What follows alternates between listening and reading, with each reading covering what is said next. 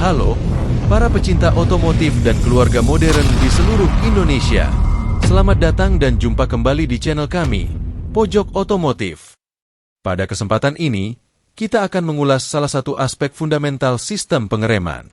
Sebuah komponen vital yang menjadi penentu utama keselamatan kita di jalan raya, bekerja dengan presisi tinggi untuk memastikan kendaraan dapat berhenti secara aman dan responsif, bahkan dalam sepersekian detik di kondisi darurat. Bagaimana sistem canggih ini beroperasi? Bagaimana pula gaya sekecil tarikan jari atau injakan kaki kita dapat menghentikan laju sebuah kendaraan berat yang melesat cepat? Dalam tayangan kali ini, kita akan mengulas tuntas cara kerja rem pada sepeda motor dan mobil modern, serta bagaimana prinsip dasar hukum Pascal menjadi fondasi ilmiah di balik keandalan dan efektivitas pengereman kendaraan kita. Bersiaplah untuk memahami sains di balik keselamatan berkendara Anda.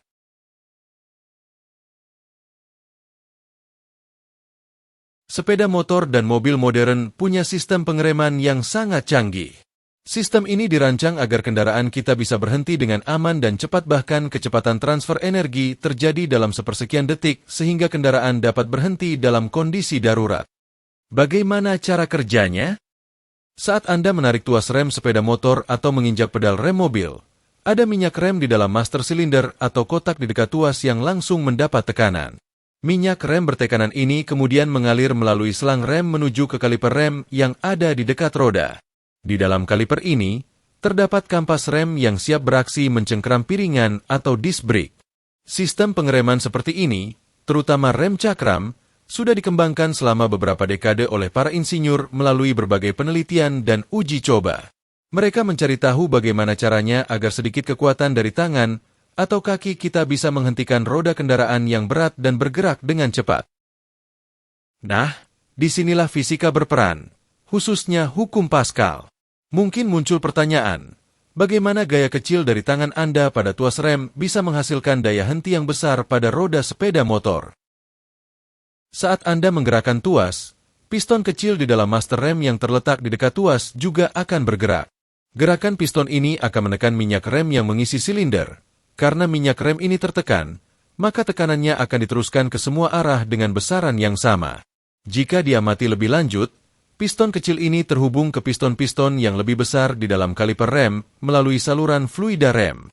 Secara sederhana, piston yang lebih kecil yang berbentuk batang besi berada di dalam master rem dekat tuas rem, sedangkan piston yang lebih besar berada di kaliper yang berdekatan dengan kanvas rem atau disc pad.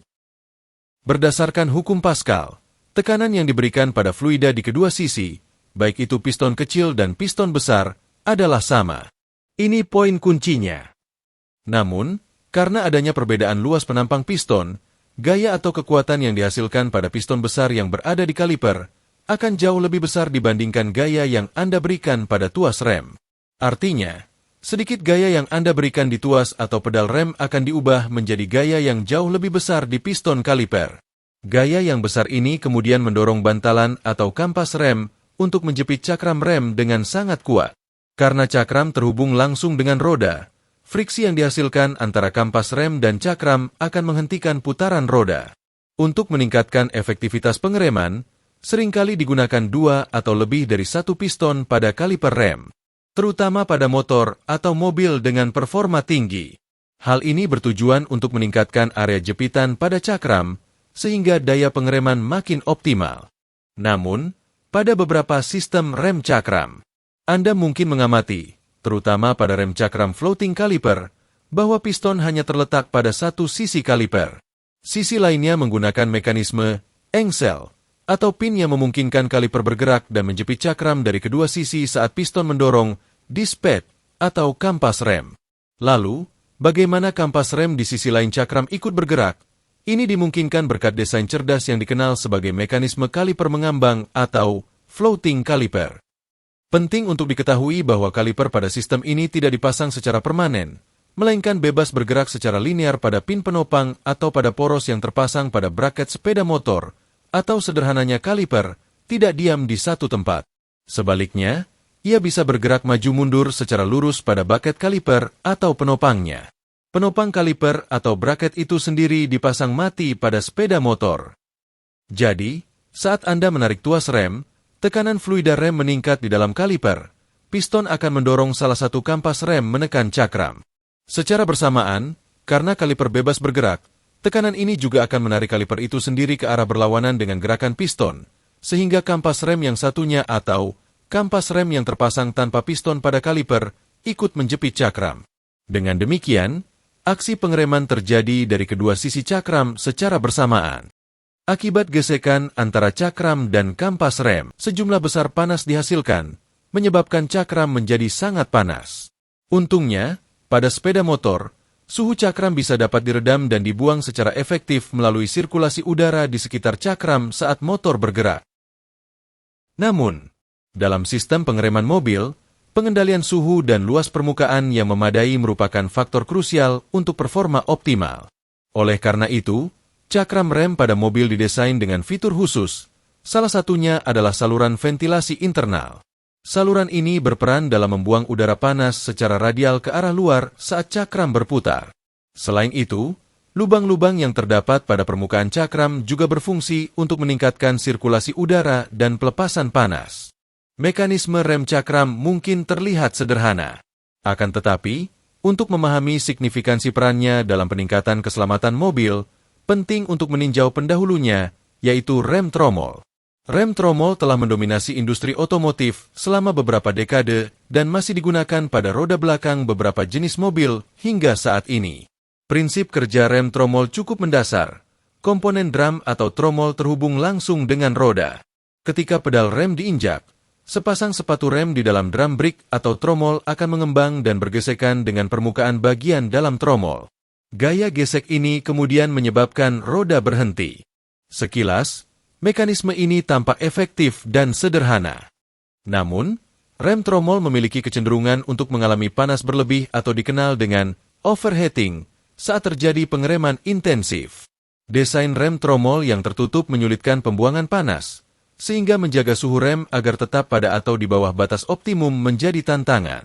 Panas berlebih ini dapat menyebabkan pemuaian material logam pada drum atau tromol, yang pada akhirnya mengurangi koefisien gesek antara kampas rem dan tromol itu sendiri. Situasi berbahaya dapat timbul jika satu drum atau tromol mengalami panas berlebih yang signifikan akibat pemuaian, keausan, atau perubahan bentuk. Dalam kondisi ini, roda yang bersangkutan tidak akan melambat secepat roda lainnya karena penurunan gaya gesek. Akibatnya, gaya gesek antara ban dan permukaan jalan juga akan menjadi tidak seimbang di antara roda-roda pada poros yang sama. Perbedaan gaya gesek yang tidak seimbang ini akan menghasilkan torsi neto selama pengereman, yang dapat menyebabkan mobil berbelok atau tertarik ke satu sisi. Inilah alasan mengapa sering diamati bahwa mobil-mobil tua yang masih mengandalkan rem tromol terkadang cenderung tertarik ke kiri atau ke kanan saat pengereman. Permasalahan pemanasan berlebih pada sistem pengereman juga dapat terjadi pada rem cakram. Namun desainnya yang terbuka membuat proses pelepasan panas lebih efisien dibandingkan rem tromol. Secara umum, rem cakram mampu menghasilkan daya henti yang lebih konsisten dan memiliki ketahanan terhadap fading atau penurunan efektivitas pengereman akibat panas berlebih yang lebih baik dibandingkan rem tromol. Namun demikian, Anda mungkin akan menemukan bahwa sebagian besar truk berat masih mengandalkan teknologi rem tromol. Alasan utamanya adalah desain rem tromol pada truk berat yang menggunakan komponen logam masif. Komponen ini berfungsi sebagai penyerap dan penyimpan panas yang sangat efisien, sehingga dapat menjaga suhu operasional komponen rem tetap stabil meskipun dalam kondisi pengereman berat dan berkelanjutan. Selain itu, biaya produksi dan perawatan rem cakram yang relatif lebih tinggi dibandingkan rem tromol menjadikan penggunaan rem cakram pada truk tugas berat kurang efisien dari segi ekonomis. Demikian penjelasan mengenai perbedaan dan alasan penggunaan kedua jenis sistem rem ini pada kendaraan. Namun jangan lupa tinggalkan pesan pada kolom komentar. Terima kasih dan sampai jumpa pada video berikutnya.